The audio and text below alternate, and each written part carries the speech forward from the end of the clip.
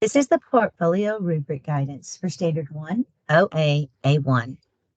Add and subtract within 20 to solve contextual problems with unknowns in all positions involving situations of add to, take from, put together, take apart, and compare.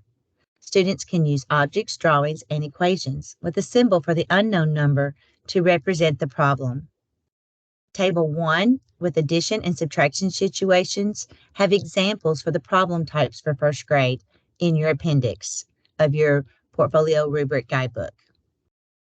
When assessing the first grade standard, the teacher is assessing the student's ability to add and subtract to solve contextual problems using the 4 different first grade problem types.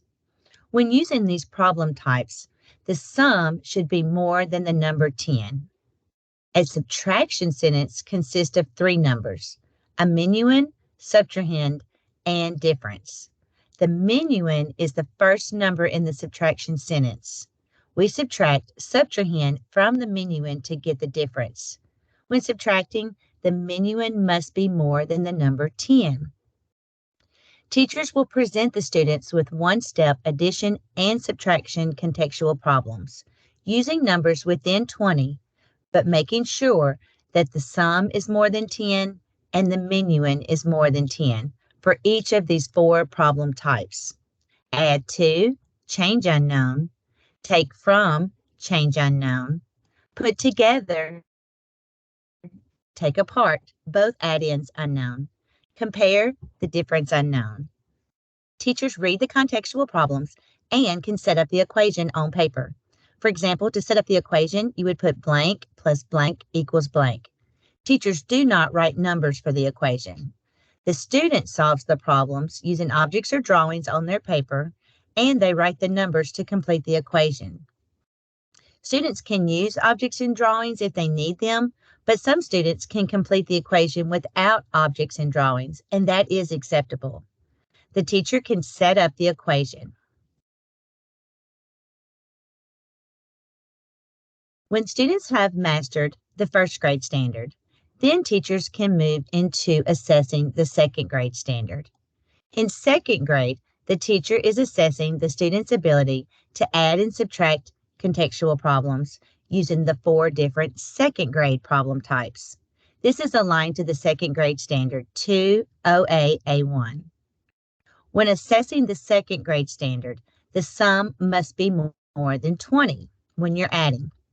The subtraction sentence consists of the same 3 numbers: a minuend, subtrahend, and a difference.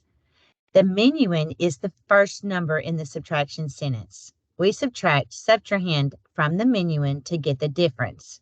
When subtracting, make sure the minuend is more than 20.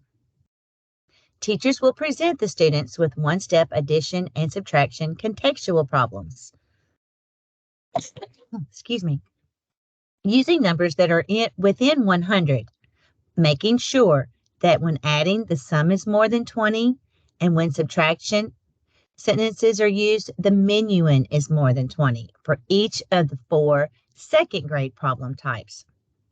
In second grade, the problem types are add to, start unknown, take from, start unknown, compare, smaller unknown, and compare, bigger unknown.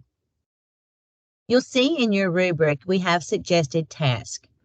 The suggested task is for both the first grade and the second grade standard. You can use the example problem types that are found in your appendix in your rubric guidebook. These are examples of the problem types. Do not use the numbers that are in the examples.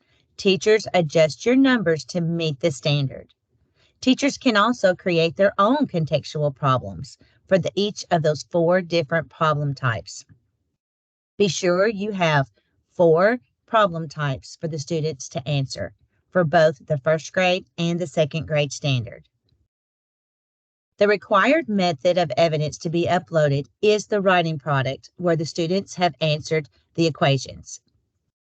If the student has mastered level 4, the first grade standard, and you have moved to level 5, 6, 7, the second grade standard, If the student has mastered the second grade standard at least to a level 5, you do not have to upload evidence that they have mastered the first grade standard at level 4. You only need to upload evidence for the level where the student has mastered.